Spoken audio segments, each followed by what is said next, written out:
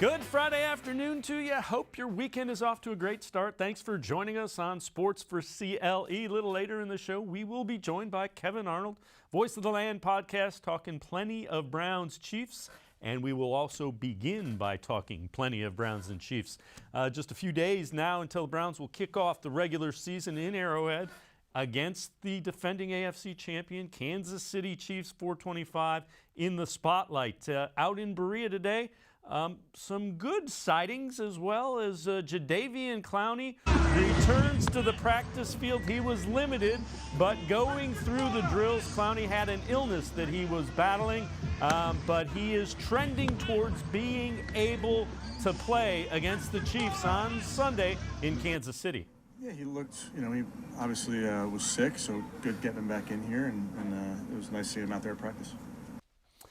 Let's go through some of the questionables as limited participants in practice listed as questionable for the Browns on Sunday. Odell Beckham, Grant Delpit, Jedrick Clowney, Ronnie Harrison, who did practice today, J.C. Tretter, all listed as questionable for the game, which according to NFL means they're 50-50 to play.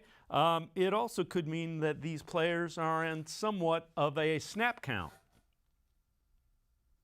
I think for every single player that comes into the game, they have to be ready to play the whole game.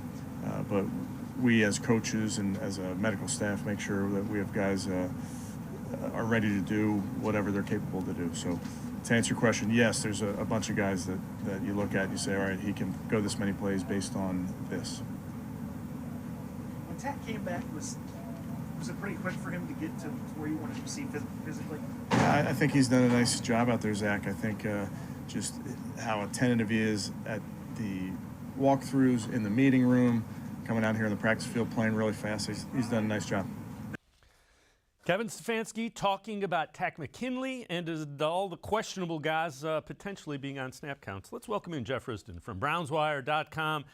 Jeff, again, most of these guys likely to play, but if they haven't played in a preseason game and you're any doubt at all, you always err on the side of telling your opponent, yeah, they're not going to be out there. It gives the Chiefs one more thing to worry about, or two more things, or three more things, depending on how many players there are. Absolutely. The big name for me is J.C. Tretter. He's the one guy that they can't replace and still feel good about their chances against the Chiefs. I mean, the Chiefs' defensive front is very good. You got to have your starting center in there. So let's hope that Tretter can go, and that he is one of the guys that's not on the snap count or pitch count, or however you want to phrase it. You need your starting center in there. He is a guy who makes a lot of the line calls too, and there is a significant drop off between him and what would replace him, be it Harris or Dawn or whatever they would try to do to shuffle that around. So he's the key one for me. Everything I've gathered is that he will be ready to go, barring any setbacks at the last minute. Odell Beckham, I think we kind of expect him to be on a reduced snap count. You don't necessarily need him to be out there for 70 reps. If he can play, 45 to 50 or something like that, they have Donovan Peoples-Jones who can fill in that role capably from what we saw in the preseason. So I think they don't have to necessarily rush it back with Odell. They can sort of, keep him on the limited role and be okay with that. And the same with Clowney, who looked very good in the video that you showed there. He certainly didn't look sick to me. That's a very good sign of recovery for him. And if you've got Takk McKinley back as well, you've got the ability built in there to rotate those guys in and out. You have Malik McDowell that can play out there. You can have Malik Jackson that can move around. They have a lot of flexibility with that defensive line. So I'm not too super concerned about that. Again, if it is a case where they're only playing, half the game or a third of the game, whatever a designated snap count, I think other than Tretter, I think they'll be fine. Yeah, and Tretter is a guy that, he always seems to answer the bell no matter, how banged up he is. He played through that high ankle sprain a couple of years ago where he almost couldn't walk onto the field, and then he was still solid at center. So I'm trusting in JC to be fine. Yeah, I would agree. Some news from Kansas City. Tyrann Mathieu reportedly not at practice again on the COVID list. He is reportedly vaccinated, which means he only needs 2 negative tests, within 24 hours apart. So negative test, 24 hours, negative test, and he's good to go. So he still has time. But if he's not in that secondary, there's some issues for the Chiefs.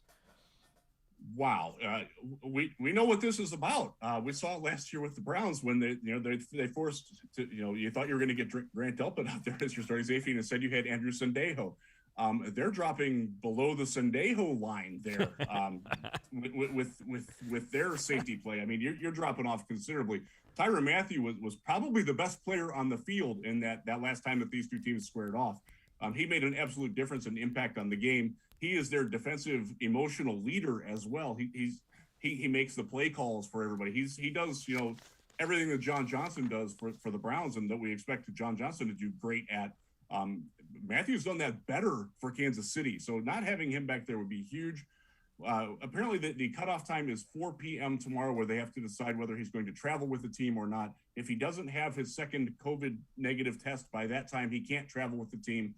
And it sounds like they're not one of those the organizations that will dedicate a separate plane for him. They'll just go ahead without him and not risk it. So keep your eyes on that as we progress to 4 p.m. on Saturday. In the middle of college football season, you'll have to pay a little bit of attention to what comes out of Kansas City. But again, if he doesn't play, that's a massive, massive boon for the Browns. Yeah, and good for Baker Mayfield in the passing game. All right, ESPN.com. Browns defense will be one of the best in the AFC if Jadeveon Clowney stays healthy. What do you think of that? I think that's a big part of it, because we saw last year, Myles Garrett and Olivier Vernon were never good at the same time. Myles was phenomenal early in the year. Then he got the COVID, and then, Olivier picked this game up. I think he got 8 sacks in the final 8 games, or 8.5 even.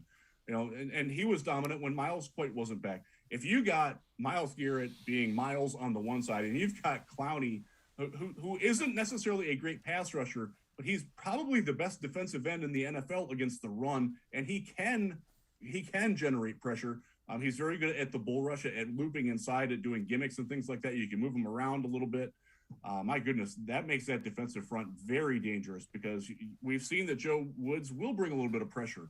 They will do some fun things up front. And if Clowney's healthy, look, you got 2 number 1 overall picks as your starting defensive ends.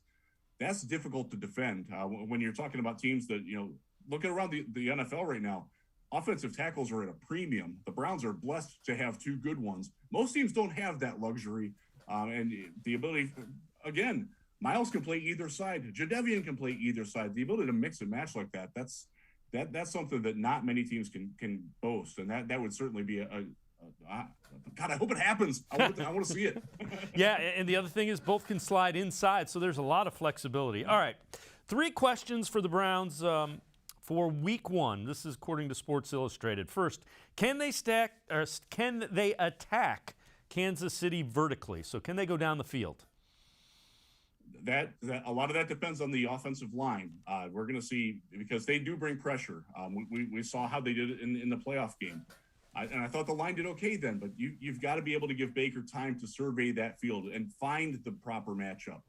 This is where Odell comes in. This is where Donovan Peoples-Jones. This is where Anthony Schwartz and his speed, if he's able to answer the bell, can go. That's the principle behind the whole offense, is to set up that play action with Chubb and Hunt, being able to hold the linebackers and make that safety draw up and cheat for just a second to free the downfield routes. Then it's on the offensive line to hold up and give Baker time to have that, that extra quarter to half of a second to get that receiver free, because the cornerbacks are vulnerable. And if they don't have Tyrann Mathieu patrolling the middle, they're very vulnerable deep. So I like that idea, but that's going to be, that's on Jack Conklin, Wyatt Teller, and the offensive line to give Baker enough time to attack it, because they do have the ability to do it. Another one, how does the pass defense hold up? And this one's going to be critical, obviously. Anytime you're facing Patrick Mahomes, that's a key. I think the key is not to get burned more than once. Look, Mahomes is the MVP. Tyreek Hill is the fastest guy in the NFL. They're good. They're going to get theirs. You got to limit how many they get. Giving up, 1 or 2 big plays, you can probably withstand it, because I do think that the Browns offense can match that. If you're giving up 3 or 4, if they're making a simple, they hit Tyreek on a simple slant route and he breaks a tackle or 2 and goes off to the races, those are the plays that you can't have if you're the Browns defense. And again, with Grant Delpit being, new to the lineup and, questionable possibly, playing limited.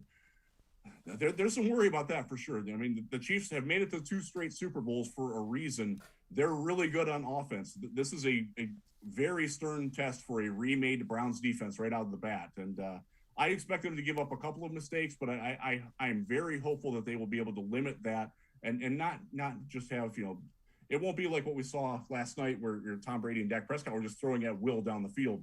You can't have that if you're Cleveland. You got to be able to get some stops. Yeah, and the final one of these 3, can the Browns consistently play winning football?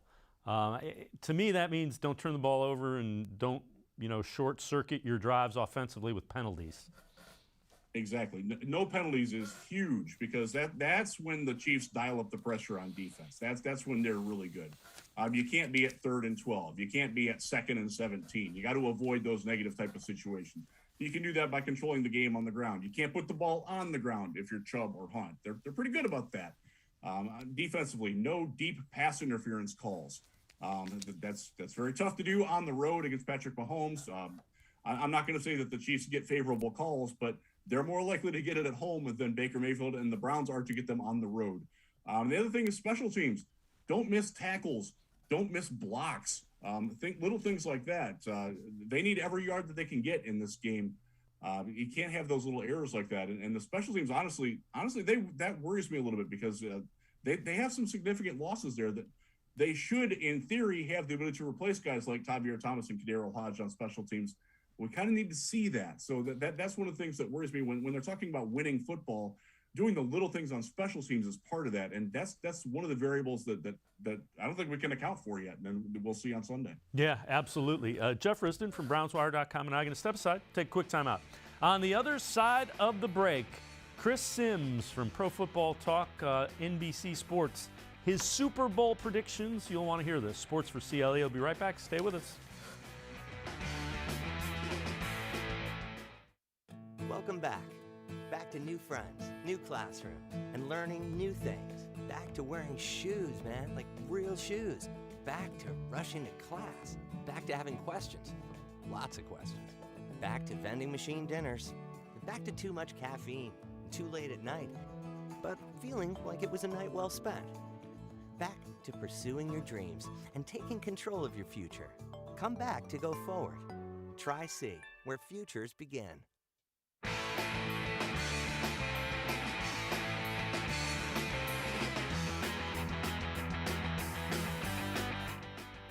We continue talking Browns football with Jeff Risdon from BrownsWires.com. So Chris Sims from NBC Sports, before the season started, made his picks for the Super Bowl. Here are his picks and who he thinks will win. The Browns are going to be able to be explosive in the pass game, especially if Odell's still out there and healthy. But their run game it's second to none. It's up there with anybody in the sport, and their offensive line's amazing. So yeah, I'm going Chiefs Browns in the AFC Championship game. And the winner is? I'm going with the Browns as the upset here. I am. Again, it's another one where it's like I just couldn't go chalk and just say, oh, man, the Chiefs are going to get the Super Bowl 30 times in a row. I really feel it with the Browns, though. The way they talk, the way they look in person and on paper, the way they ended last year, the team is perfectly built for the players they have within it. Mm-hmm. And I just think because of that, I look at it and just go, again, we just explained it earlier. They were this close to beating the Chiefs. Yes. I know Mahomes got hurt, but I don't think they were going to run away with the game no matter what, Mahomes and company. The Browns are still moving the ball, too, on the Chiefs' defense. Right. So I just think the Browns are a little bit better this year. They're hungry, and they're going to get it done. So you have the Rams and the Browns. Rams and Browns. Making it to the Super Bowl. I'm picking the Browns to win the Super Bowl. There you go. I'm going with it. Yeah. I'm not going to let – I couldn't make myself do it because I got stuck on it's the Browns thing. I know. I'm mad at myself for thinking that. So you're going to pick Rodgers and company to win it. Yeah. Yeah. I mean, I hear you. I would never count out Rodgers in that game. I know. Yeah. Thanks. I'm going Browns. Picking the Browns to win the Super Bowl. Awesome. Can't believe I'm doing it. Yeah. But I'm doing it. Jeff Risdon, both of them agreed the Browns would make the Super Bowl. Chris Sims had him winning the Super Bowl. And the perspective, the things that he says, I can't argue with. every single thing he said is true. It's valid. You can validate all of that. I'm proud of him for doing that, for stepping up. I also think that they're good enough to beat anybody that they play in any postseason game. That includes the Chiefs. And I think something that he said in there is that the roster is perfectly suited for what they want to do and how they want to play football. I think that gets kind of lost on some of the national narrative. And you saw his co-host bring it up at the end. You know, he couldn't pick the Browns because it's the Browns. I'm proud of Sims for overcoming that bias, because this is not the Browns that we've come to know and you know, fret over for the last 25 years. This is a very different organization. They're run differently. They're run with a purpose, and the purpose is working. And I'm glad that Sims sees that. I think most of us around Cleveland certainly see that. People who are around the team on the day-to-day basis absolutely see it. And I'm actually more.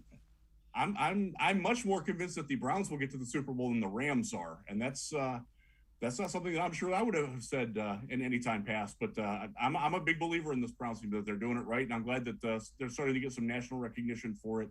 And people aren't defaulting to, oh, it's Cleveland, it's the Browns, they'll choke, or they'll blow it, or it's going to be 2019 over again. I'm glad that we're not hearing that as much as I thought we would, and I'm glad that Sims isn't one of the guys that does it, because quite honestly, I'm not a huge fan of Chris Sims all the time with his analysis, but right here, he's spot on. I love it. Yeah, and you know what? We'll see. We get all the answers to. We don't get all the answers. We start getting the answers to the questions coming up in a couple of days. So USA Today released a power poll, and I know you've written about this. Buccaneers 1, Chiefs 2, Browns 3, Packers 4, Bills 5. So they slot the Browns as right there with the two teams that played in the Super Bowl. Yep, absolutely. And you have to give the two teams that played in the Super Bowl the credit. Especially since they brought us back as many people as they did. They deserve to be 1 and 2. I don't think you can argue with that. But the Browns, and I like that you put it in a tier there, because I do think it's a tier where the Browns, the Bills, and the Packers belong. And I'm not sure that anybody else belongs here, especially Baltimore with the injuries that they've had. My goodness, that's very unfortunate for them. It's very advantageous for Cleveland, and I think that sort of leaves them out of it. I do think that those are the next 3 best teams. You can argue that Buffalo should be 3, Cleveland 4, Green Bay 5, in any order in there. But the Browns absolutely belong there. And I'm glad to see that the recognition is there, that people are looking at this roster and looking at what Kevin Stefanski did last year and how well-oiled this machine is, and not defaulting to, oh, it's Cleveland, they'll fall back. It's nice to see that sort of respect, because the roster from 1 to 53, I'll argue, is as good as any in the NFL. They might not have the high-end firepower that we've seen from Tampa Bay and Kansas City, but they absolutely could do it, and they are really, really close to those teams. And again, I think you're looking at the Super Bowl teams from each conference coming out of that group of 5 teams right there. I'm proud to say that the Browns belong there. Yeah, and the other thing about the Browns roster, 1 to 53, it's 4th youngest in the NFL. So keep that in mind. The other ones are a little bit longer in the tooth than the Browns. Keep that in mind. All right, Pro Football Focus. Biggest storyline in Week 1 matchup of the Browns. It's Baker Mayfield needs to carry momentum from second half of last year, get on the same page as Odell Beckham. I buy that. I think that's – I do. I do think that and again, I'll bash the national media just a little bit here, because they do seem to be obsessed with Odell Beckham and his relationship with Baker Mayfield, much more than anybody who's around the team worries about it. It worries people from the outside a lot more than it worries people from the inside. That doesn't mean that it shouldn't be worried about, though, or discussed, because it is something that's important. If they have the chemistry that we hope that they have, and we think that they've developed and working out together in what times they've had, Browns offense is going to be awesome, because then what do you do? Because if you cheat your safeties back and you have to dedicate extra resources to covering Odell Beckham down the field, Nick Chubb and Kareem Hunt, they're going to kill you. So that it is a very significant development if it happens. I do think it will be better than what we saw last year. I think back to the Dallas game a year ago, where it really seemed like they started to click. Then unfortunately it went away the very next week. So I think it was trending in the right direction last year, and I do think they'll pick it up. But it's fair to question it. But I do think that there's a little bit too much negative attention paid to the relationship there, and it sort of overshadows They do have Jarvis Landry. They do have Donovan Peoples-Jones. They have the best tight end room from 1 to 3 in football. There's a lot of other ways that they can win without having Odell Beckham be a premium weapon. But my goodness, if he is a premium weapon, look out. Yeah, and I agree with you. I think if you talk to any of his teammates, and they go out of their way to say what a great teammate he is. So I'm not sure where all the negative stuff from Odell comes. But all right, Alex Van Pelt talked about something that Odell Beckham and the rookie third-round pick Anthony Schwartz bring to this team, and it's a much-needed dose of speed. Here's the offensive coordinator about Beckham and Anthony Schwartz. Yeah, he definitely still has it. There's no question. He's a powerful explosive. When he starts to run and he digs in, he can fly. So having that speed back out on the field, we're looking forward to that. Not only with him, but Anthony Schwartz too. Like, just how does that help an offense to have multiple guys that can take the top off? It does. It definitely helps. You can't play short on those guys, so they can run right past you, and that's always a threat. And that's something that we have in our offense, the ability to go right by you too as well. So. It definitely helps when you have multiple people that can do that. And, Jeff, that was an element that was missing last year. If you were looking for what could you add, that you add, and it just helps Nick Chubb and Kareem Hunt as well. Oh, I love the way he explained it, that you can't play short on those guys. And you saw, if you watched the Dallas-Tampa Bay game last night, you saw where they faked a screen pass and then just had CeeDee Lamb take off. And the cornerback on the play that he got hurt on, unfortunately, just couldn't keep up. That's the type of thing that you can do with Odell Beckham because he has that speed. And Anthony Schwartz has that. He was the fastest man in the world at his age group not too long ago. That is something that they didn't have with a guy like Kaderil Hodge. Rashard Higgins, who's still around, by the way, and still can play a valuable role. That's not what he does. And the ability to have that ability to, my goodness, to win with plays like that, that just makes this offense, if it's clicking, unguardable. Pick your poison, and you're going to eat that poison because the Browns will. This is where Baker Mayfield's development and his having an offseason in the same program with the same head coach, with the same offensive coordinator, with the same receivers is going to be so invaluable because I think we're all going to trust that Baker is going to make those better decisions.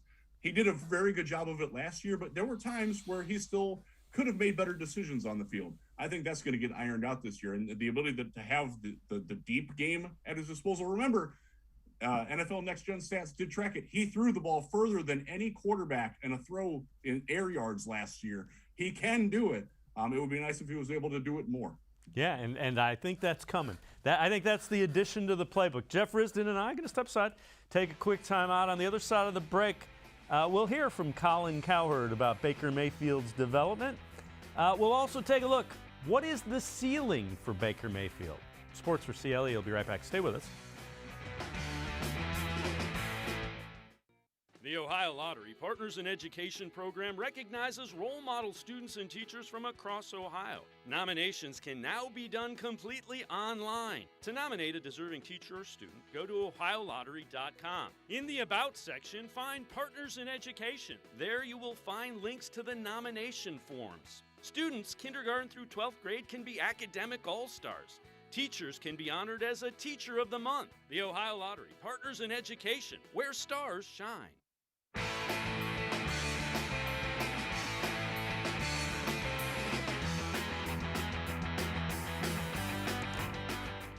Sports for CLE continues. We continue talking Browns football with Jeff Risdon from BrownsWire.com. All right, Colin Cowherd on what type of quarterback Baker Mayfield is. The hardest group, and Baker's in this, and I think Dak was in this. You're good enough to win. You're not a perfect quarterback. There are flaws here, and you're not going to ever solve them. This is Garoppolo, Dak, and Baker Mayfield. We can win with you, especially when we're not paying you a ton. And this often takes year 3 or 4. You know they're not a bust, and you know they're not Patrick Mahomes.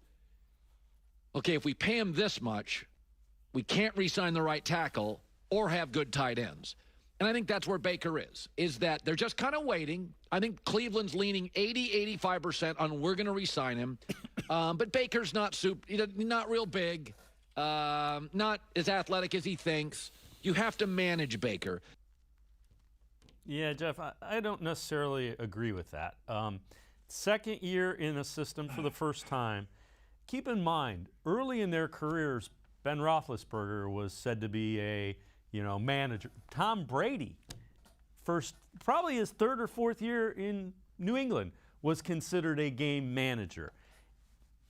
Guys develop. That's kind of what good quarterbacks do. They figure it out. They do. He's discounting guys like Drew Brees, who was very similar to Baker when he was with the Chargers before he moved on to the Saints before his injury. Guys do get better over time, and finding a scheme fit the way that Drew Brees clicked with Sean Payton. That's something that could happen for Baker. Do I think that he has that high of a ceiling? No, probably not. I do think that it's fair to say that Baker he's never going to be Patrick Mahomes. He's not going to be a quarterback like Lamar Jackson. You want him to be the best Baker that he can be. And right now, from what we saw at the end of last season, what we saw during the rookie season when it was working well, that Baker, you can win with him even if he doesn't have a great cast. Is he going to be a transcendent guy who can elevate a group that's not very talented to get to that next level? Probably not. But the way that he's talking about him, I actually think he's the cowherd who his thoughts on Baker are very well known. Is lumping him in more with a guy like Jared Goff or Kirk Cousins or Andy Dalton. And Baker's beyond that. If he doesn't see that, he's just plain hating. There's no other way to say it. Yeah, and I would say this. I don't think anybody really knows Baker's ceiling at this point.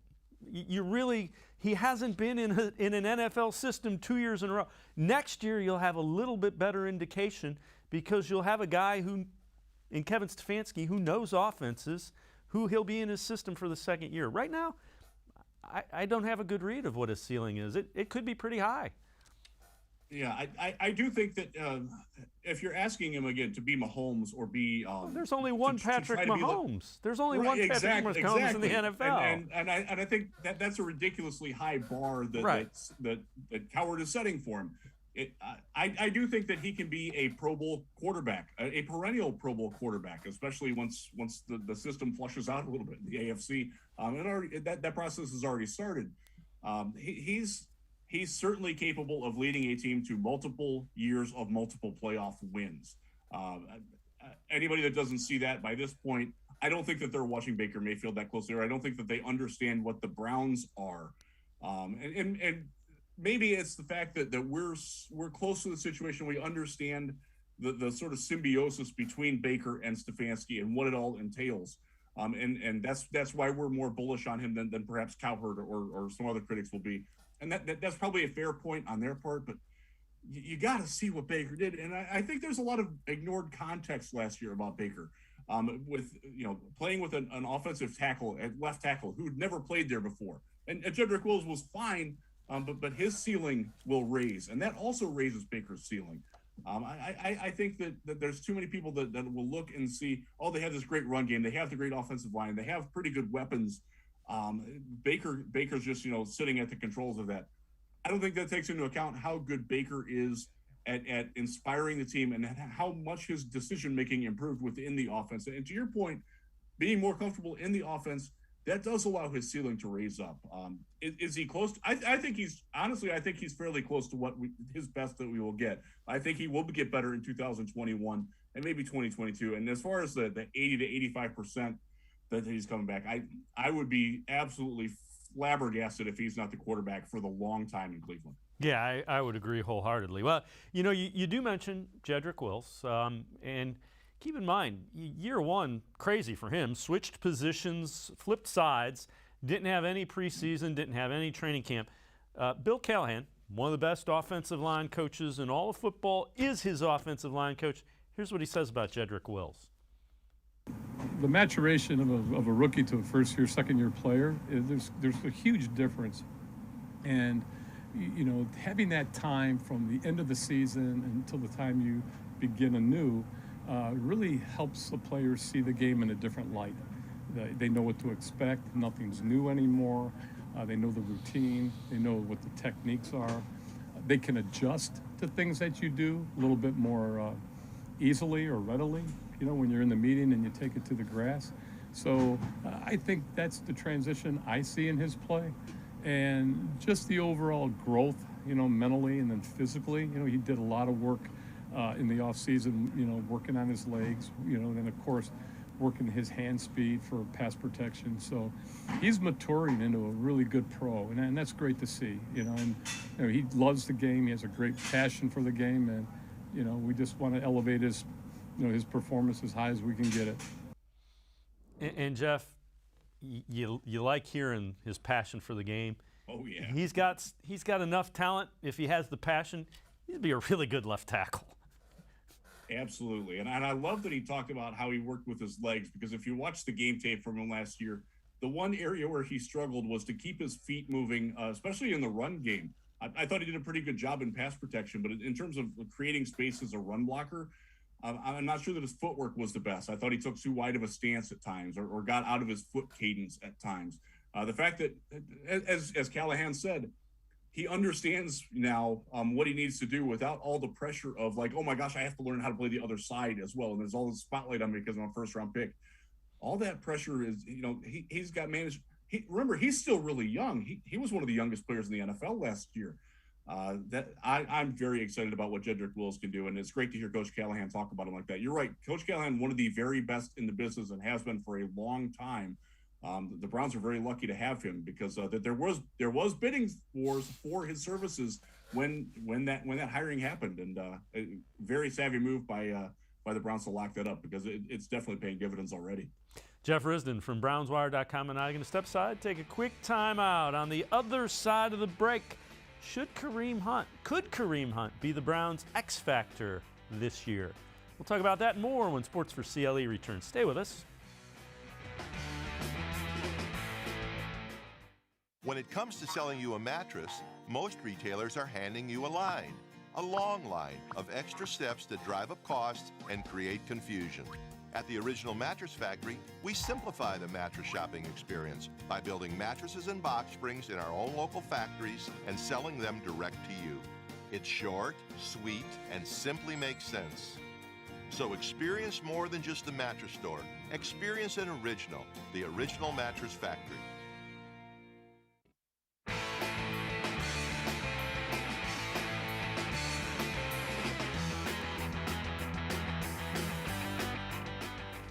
Welcome back to Sports4CLE. We continue talking Browns football with Jeff Risdon from BrownsWire.com. So, Jeff, questions that remain unanswered, and this was an article from Jared Mueller, who you work with. Are there too many mouths to feed for the Browns offense? That's a fair question.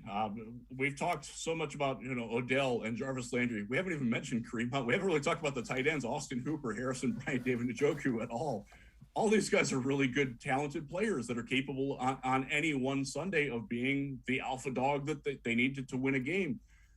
It's a fair question. I trust in the players that they have and the mindsets that they have, that they will deal with it, that they will understand that it might be their week next week. We'll talk about as Kareem and Nick go in the backfield. There's going to be a week where Kareem rushes for, only gets the ball 5 or 6 times. But then the next week he might get it 20, and Chubb might go from 20 carries down to 10, just as a flow of the game, or maybe they need a better receiver in the game, and that tends to be Kareem's role. I think both of those guys are comfortable sharing that sort of spotlight and understanding that there's a greater good and a bigger mission at play. That's where Kevin Stefanski comes in. That's where Andrew Berry comes in, and understanding, getting the guys with the right mentality and mindset that they will share that load.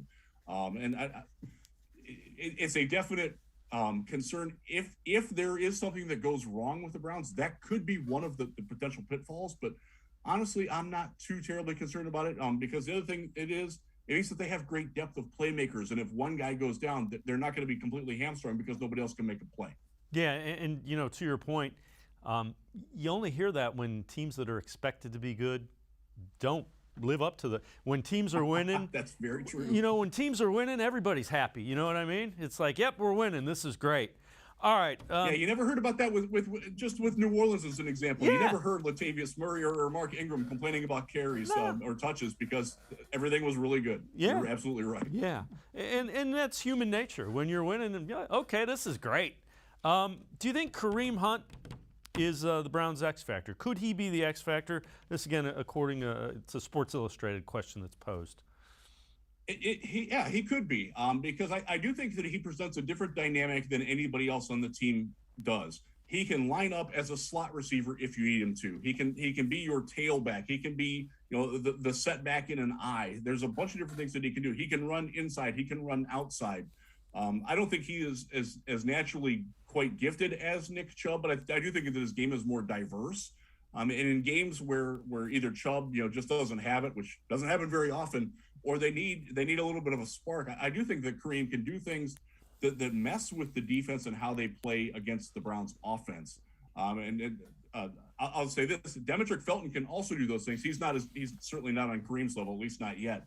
But yeah, I like the idea, and I do think that when people are looking again from the national perspective, not to bag on him too much, but I think they forget how good Kareem Hunt really is. The fact that the guy did win a rushing title as a rookie, that he is probably the best receiving back, not named Alvin Kamara, in the NFL. There's a lot going on there, and the fact that he's a complementary weapon in this offense, that tells you why expectations are really high in Cleveland right now. Yeah, and I think you might see him and Chubb in the same backfield a little bit more often because they had some more. I hope so. You had some time to work on that. I think the lack of training camp last year and the lack of getting out and being on the grass kind of hurt that. All right, from 33rdteam.com, Greg Cosell matchup to watch for Week 1. Travis Kelce against Denzel Ward. Man, I don't know that I like that matchup from a Browns perspective. I think they probably have other guys they will try to match up with Kelce. My question to Greg Cosell, who I like, by the way, and I've been on that podcast before. Yep. Really smart and erudite guy who does his research on the X's and O's probably better than anybody. I would ask him that if they have Denzel Ward on Kelce, who's covering Tyreek Hill? Who's covering Tyreek Hill?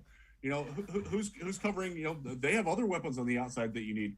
This specific matchup is why they drafted Jeremiah Owusu-Koramoah. Right. And I expect to see JOK on Kelce a lot. I expect to see John Johnson matching up against him, one of the best coverage safeties. I hate to criticize Greg because he is one of the most brilliant guys out there in terms of the X's and O's. I think he kind of missed the boat on this one. I think the Browns have a lot of options to cover Kelce. Doesn't mean that it's going to be successful because, look, he's awesome. He set the NFL record in receiving yards for a tight end for good reason. He's phenomenal. He's a problem. But I do think that the Browns have more than one way to cover him, and I'm not sure that Denzel Ward is even in the top 3 options to do that. Yeah, if that's the matchup, I kind of think if Patrick Mahomes sees that, he's going to that more often than not. Yeah. All right, Chris Jones, and we've kind of alluded to him a little bit. Really, really good defensive lineman for the Chiefs that they're moving around. Bill Callahan talked about the Browns line and dealing with him on Sunday. They did feature him at the end position a year ago. This is a full-time move outside in the base. And then, of course, his ability to transfer inside, on a sub down is always interesting. It's like he can line up anywhere they want to put him. They can put him over the center, over the guards, either tackle. So yeah, he's a lot to deal with. We spent a lot of time studying him this offseason, and of course in our preparation, he's a challenge. I've seen him obviously beat singles, but beat double teams, and of course, he's done a terrific job. When he's in an isolated one-on-one situation. So he's a handful, no doubt about it. He's got the whole repertoire that you look for in a pass rusher.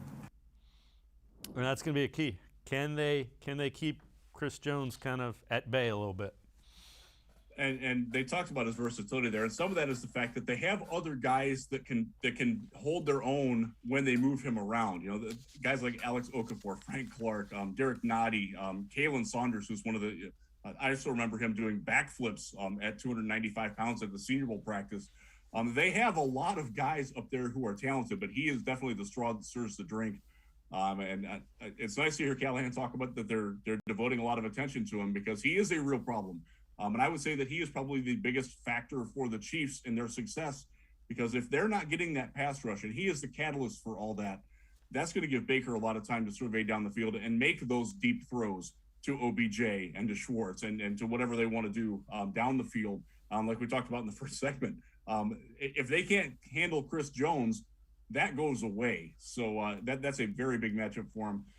The Browns' offensive line is one of, if not the best in the NFL, and they get a big test right away, because they Jones is definitely their best, but they're not without talent around him either. And they can't devote too much resources, because those other guys, they can play too.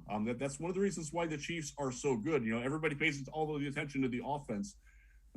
Chris Jones is an all-pro. Tyrann Mathieu is an all-pro. Their young linebackers are not bad at all. They have some other talent on that team. They have some ways to win defensively too. I don't want Browns fans to overlook that and think that, it's going to be a shootout, back and forth. Both of these defenses are capable of getting some stops in this game too. And that's, I pray that it doesn't come down to a special teams battle, because I'm not super confident in Chase McLaughlin on that yet, or what we see out of the return game. We don't know what we're getting there yet. So hopefully the Browns offense and defense can play well enough that it doesn't come down to the special teams, because that is one area where I would give the Chiefs a decided advantage to. All right, before I let you go, what do the Browns need to do to beat the Chiefs? What are some of the keys to come away with a win in Week 1? I think we heard Stefanski talk about it. Play smart football. Don't beat yourself. Don't get behind the chains. Don't commit dumb penalties. Don't turn the ball over. I want to see them convert once they get inside Chiefs territory. No punts, no empty possessions, no 55-yard field goals. And go down there and attack. Go for touchdowns in situations like that. Even if you come up short, you're showing that you're trying to beat them, that you're not necessarily settling to try and keep pace. You're trying to outpace them. I think that sends a message to the team. It shows trust in the offense. I think Baker will feed off that's the kind of guy he is. I think Stefanski understands that, and I want to see them be aggressive on that. If they do that, if they get enough opportunities to do that, they can pull it off. It's not going to be easy. The Chiefs are really good. They're favored at home for a reason. It's going to be loud. It's going to be crazy. It's going to be fun. I'm really looking forward to getting back and watching some really good football. We got a nice teaser last night. That was a very entertaining game. I'm looking forward to just having football to talk about again. And when next we talk, we're breaking down what happened last week and previewing what happened next based off that. Look, it's been great the summer and all the speculation, everything, all the prognostications. Now we get actual football. We get actual football things to talk about. And that makes me very happy. It'll be a lot of fun. Jeff Risdon, as always, appreciate the time and the insight. Thanks very much, Jeff. Thanks. All right, Jeff Risdon. You can read him, brownswire.com. We're going to step aside, take a quick time out. On the other side of the break, we continue talking Browns football with Kevan Arnold from the Voice of the Land podcast, straight ahead on Sports4CLE. Stay with us. Welcome back. Back to new friends, new classroom, and learning new things. Back to wearing shoes, man, like real shoes. Back to rushing to class. Back to having questions. Lots of questions. Back to vending machine dinners. Back to too much caffeine, too late at night, but feeling like it was a night well spent. Back to pursuing your dreams and taking control of your future. Come back to go forward. Tri-C, where futures begin. The Ohio Lottery Partners in Education program recognizes role model students and teachers from across Ohio. Nominations can now be done completely online. To nominate a deserving teacher or student, go to ohiolottery.com. In the About section, find Partners in Education. There you will find links to the nomination forms. Students kindergarten through 12th grade can be academic all-stars. Teachers can be honored as a Teacher of the Month. The Ohio Lottery Partners in Education, where stars shine.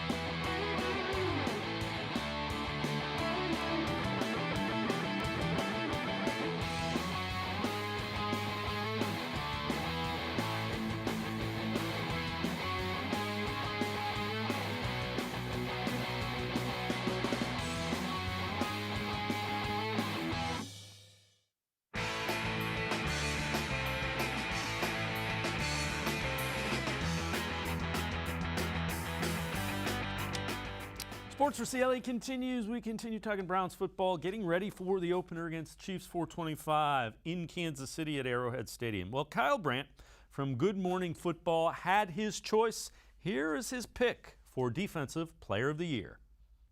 Just bring up the picture. Here's your Defensive Player of the Year for 2021. Bring up the damn picture. Who is this it? is my guy. Bring up the picture. No, yeah, that's my guy. Very simple. Myles Garrett of the Cleveland Browns. It's time. He's arrived. He's put in a few years. He's healthy. He's on a contender, and he's talking. So the Browns add Jadeveon Clowney and Malik Jackson on the defensive line. This is a real quote from Myles Garrett. Oh, boy. I got my Kyrie and my love. I got to prove I'm LeBron. Wow. And he says it in Cleveland. In that he says, city. I have to prove that I'm the playmaker at all levels. He needs to take over the game defensively. They added some pieces, that's great. I have to be LeBron. Guys, at KC week 1, he's going to sack Mahomes. Versus Houston week 2, he's going to sack whoever the hell they put out. And versus the Bears week 3, he's going to sack Justin Fields, and it's going to be off and running. I think this is the year of Myles Garrett. I don't think 20 sacks is out of the question. I don't think Michael Strahan is out of the question. In a 17-game season, I think Myles Garrett, this is the takeover, and we are all witnesses. He's going to be the LeBron of the Browns defense. Let's welcome in Kevan Arnold from the Voice of the Land podcast. Kevin, we saved that one for you. If Myles Garrett is, in fact, Defensive Player of the Year, I've said this before, it's going to be a lot of fun this fall in Cleveland.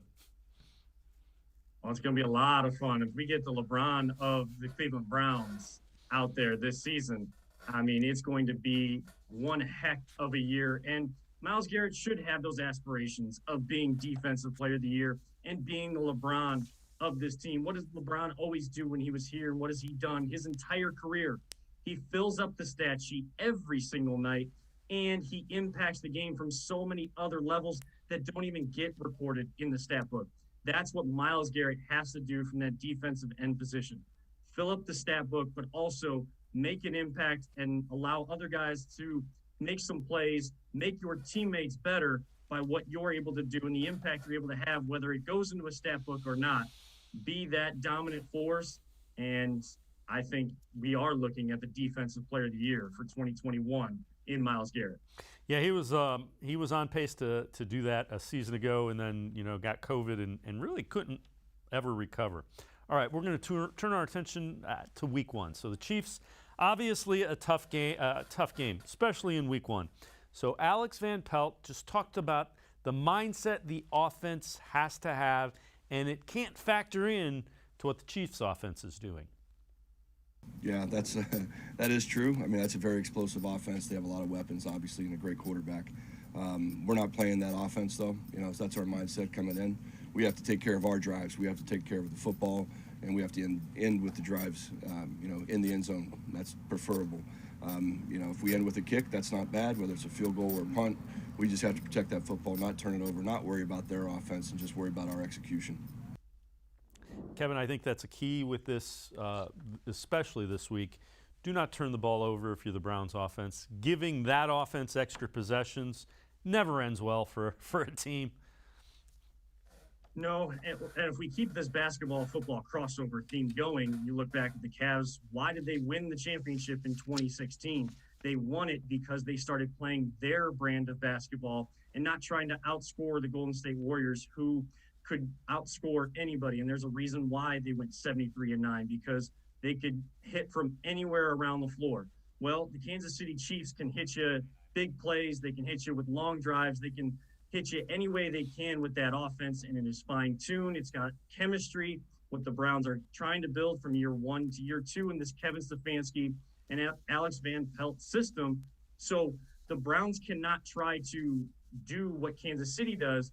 They just need to do what the Browns do, and that is run the football, open things up for the play-action pass. Baker is one of the best quarterbacks in the league at kind of selling that fake, especially with how good the run game is, and go from there. And at times they're going to have to control the clock and keep Patrick Mahomes and that high-powered offense on the sideline to have a chance in this game. But more so, just stick to what they do.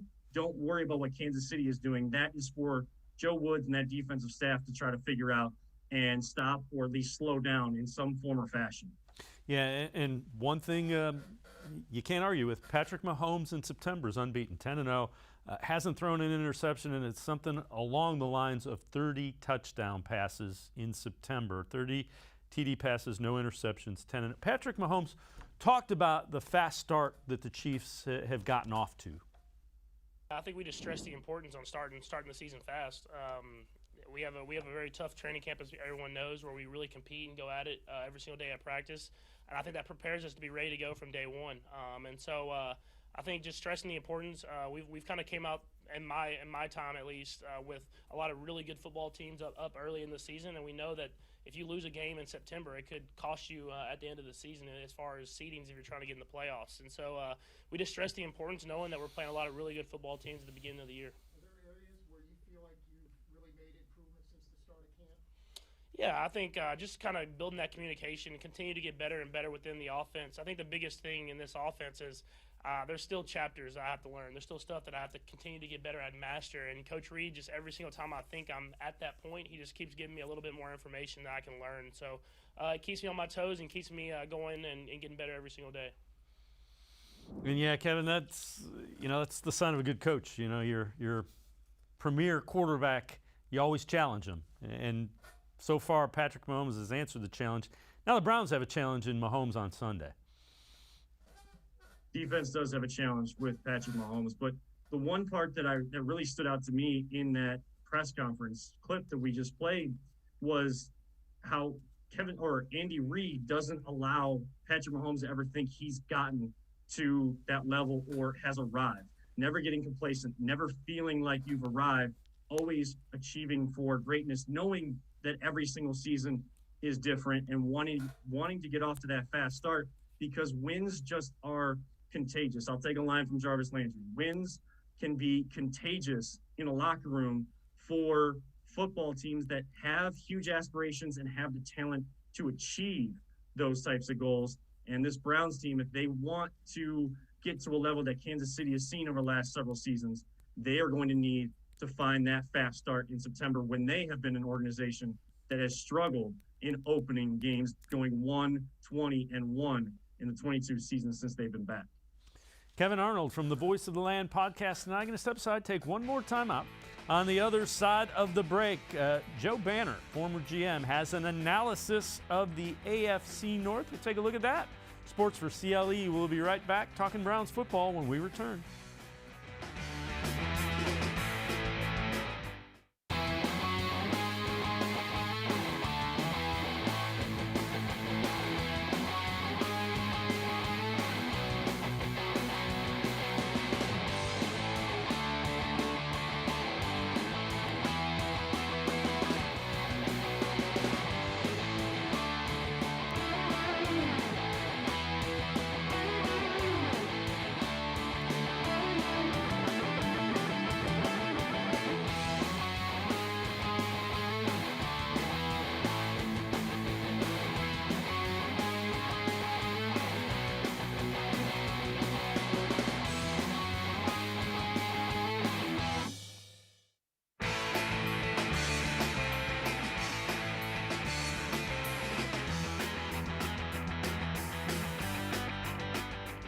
We continue talking Browns football, getting ready for the opener Sunday, 4:25, Arrowhead Stadium against the defending AFC champion Kansas City Chiefs. Well, footballoutsiders.com, that is an analytics-driven website, has their projections out for the playoffs, and they have the Browns missing the playoffs. You see they have Kansas City, Baltimore, Buffalo, Tennessee is the division winners, New England, Denver, Miami, the wild card. So analytics-driven website has the Browns missing out.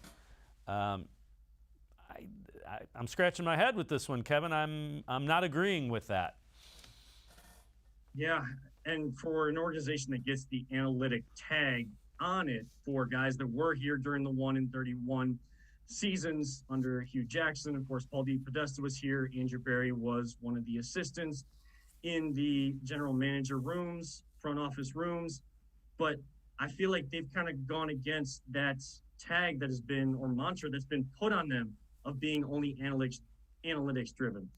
We're seeing a team that's not overthinking, not thinking that they're smarter than everybody else, They are allowing football decisions to be driven by football with the help of the numbers behind the scenes. And I think that is what analytics can do for sports, is the numbers can kind of help fuel decisions, or maybe help answer some questions you may have amongst your front office or coaching staff, but it shouldn't be the main thing. The main thing should be the sport that you're in. And we're in the game of football. Football decisions should be made to win football games and win football championships. Yeah, I find it hard. I will be very surprised if the Browns do not make the playoffs. So maybe we'll leave it at that. All right, Joe Banner was part of that front office a while ago. He now does some work for 33rdteam.com. There's a bunch of guys who have worked in various front offices who write for this. He did his analysis on all of the AFC North teams and the Browns. So his take, Mayfield has played well in 2 of his 3 seasons. 2 bookend tackles in Conklin and Wills, 2 solid veterans on the interior. If Clowney can stay on the field, he can be a difference maker. All in all, he's saying the Browns are one of the top teams in the AFC, and I get the rationale and the points that he is making. We've talked about it all offseason, Dave. You and I have had these conversations several times. We know what this team looks like on paper, but things are going to have to happen, and now we're going to get a chance to have actual film and stop talking about what could be, but start looking at what is this season. And Joe Banner is absolutely right. Clowney's got to stay healthy. These guys have to stay healthy. Baker playing well in those 2 of the 3 seasons. He's got to take to the next level from last season instead of taking steps back like he did from rookie to second year. And across the board, this team just needs to take it one game at a time, as Kevin Stefanski says, put the work in, and everything else will fall into place as it's supposed to if they take care of what they can control this year, which we're all hoping, Dave, is very special. But it's going to come down to execution. And, we're getting fans back in these stands too. He mentioned Jedrick Wills. First time he's really going to have that full stadium crowd noise against him. How do they operate? How have they been preparing for that? I'm sure Kevin Stefanski and his staff have done a good job of that as well. All right, Kevin Arnold, before I let you go, key matchup for this Browns game against Chiefs. What do they need to do to win? What are some of the keys as you look at it? Need to control the line of scrimmage, more so on offense, but on both sides of the ball. We need to see what this new revamped defensive line can be and see if Clowney can open up some lanes for Myles Garrett. But on the other side, a team in Kansas City where their defense was 31st ranked against the run, and the Browns being one of the best rushing offenses in the league, and still having Nick Chubb and Kareem Hunt in the backfield. Now you've added, of course, Demetric Felton. You still have Dearness Johnson back there, so you have some change of pace. This offensive line can take another step this year, not allow the crowd noise to get in, then they can really control the line of scrimmage, which then also helps them control the clock and keep Patrick Mahomes and that high-powered offense on the sideline, as you mentioned earlier. The other thing is they have so many new guys on defense. There's certain to be some, miscommunications, some hiccups. The one thing that shouldn't factor into missed tackles. Can't have missed tackles, and you want to minimize those hiccups and hopefully not get beat, deep. And John Johnson should eliminate some of that. Offenses in the NFL are going to score points, Dave. And they're going to get yards, but can you, like you just said, can you minimize those opportunities for the other team, or minimize the mistakes on your end that give easy opportunities to the opponents? Can you do that early on in the season while you work on your chemistry, and then allow that to build as the season goes on, but still establish yourself as a much better defense than anything we saw all of 2020? Kevan Arnold from the Voice of the Land podcast. Appreciate the time and the insight. Thanks very much, Kevin. Always appreciate it, Dave. You have a great weekend. You too. We'll be watching the Browns pretty closely. Remember, Kevan Arnold, you can listen to him on the Voice of the Land podcast. All right, we'll see you again next week, Kevin. All right, so that'll do it for this edition of Sports4CLE. We will see you again Monday at 4 o'clock. Scheduled guest, Dan Lobby, Browns beat reporter for the Plain Dealer and cleveland.com. Ellis Williams, Browns beat reporter for the Plain Dealer and cleveland.com. You can be sure we will be talking all about the Browns and Chiefs game Monday at 4. Have a great weekend, everybody. We will see you Monday.